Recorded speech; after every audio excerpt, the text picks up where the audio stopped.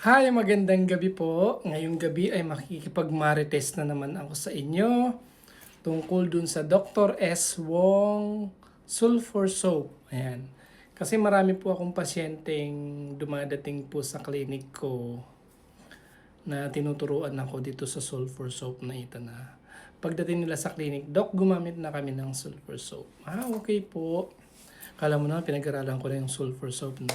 Alam niyo po yung sulfur soap na Dr. S. Wong, ay sikat po yan dito sa Pilipinas. Kasi 1959 pa yung Dr. S. Wong sulfur soap.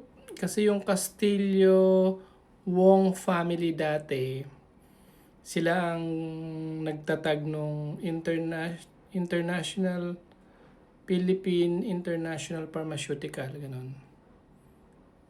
Kung hindi ako nagkakamali, yung kumpanya nila. Dito lang yun po sa Pilipinas noong 1959.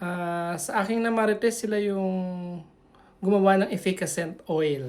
So, sikat po kasi yan sa Pilipinas. Alam niyo naman mga Pilipino po, no?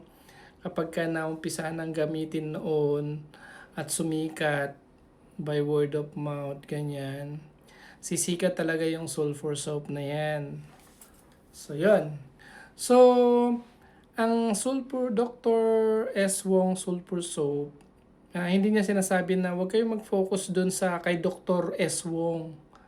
Hindi siya actually dun lang kay doktor, kundi dun sa kumpanya at yung mga product dun kayo mag-focus. Pero sa aking namarites kasi, meron kasi silang member, si Dr. Sergio S. Wong.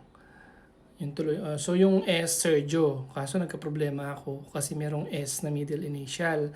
So kayo pong mga taga Cebu, kasi sa Cebu po yan, Castillo and Wong na po. Yung, ano po ba yung middle initial ni Dr. Sergio S. Wong? Paki-marites naman po sa akin. Ayun po. So yun pong Dr. S. Wong Sulfur Soap.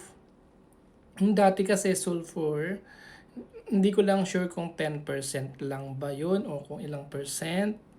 Hindi po kasi masyadong nire-reveal yung content po na, ano. Maganda po siya kasi kahit tanungin niyo po yung mga dermatologists, it has yung sulfur kasi it has antibacterial, anti-fungus, fungicidal siya. It can prevent scabies according to them, you know. So pwede siya sa dandruff, pwede siya sa acne and pimples sa mga kadalagahan, ano po. Tapos ngayon po kasi ang bago nilang innovation head ay si Sir Kyle Miguel Wong. Actually, mga kaapu-apuhan na ito ng mga Wong family, no? Kung hindi ako nagkakamali, si Sir Kyle Miguel Wong ay anak ni Bill Wong at ni Maricel Wong. Tapos itong si Kyle Wong ay isang musician siya, guitarist. Member siya dun sa The Wong Goys na band. So bakit siya naging head dun sa innovation head, kasi nga sila yung mga kaapu-apuhan na Wong family. Ano po? So yung pong sulfur soap, so maganda kasi siya kasi nga meron siyang antibacterial, antifungal, anti-dandruff, pwede siyang gamitin sa ulo, dandruff, ano po. So, kaya lang ang sinasabi, kapag ka mga serious skin infection, refer to dermatologist na.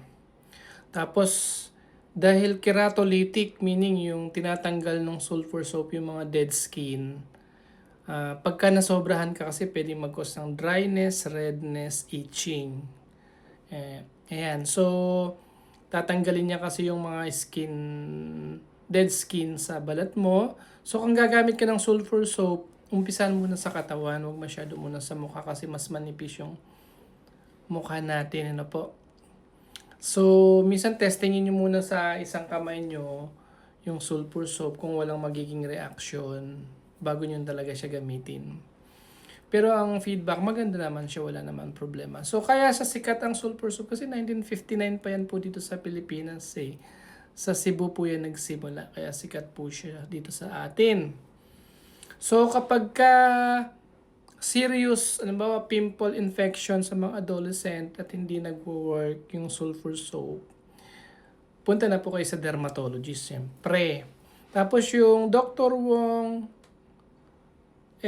Dr. S. Wong Sulfur Soap, marami na ngayong mga bago, nilagyan nila ng mga moisturizer, meron ng scented, at nakipag-collaborate na rin sila sa mga dermatologist talaga para ma-improve yung product nila. Ayun po, sana may natutunan po kayo dito sa aking Marites ngayong gabi. Good evening po, thank you for watching and listening.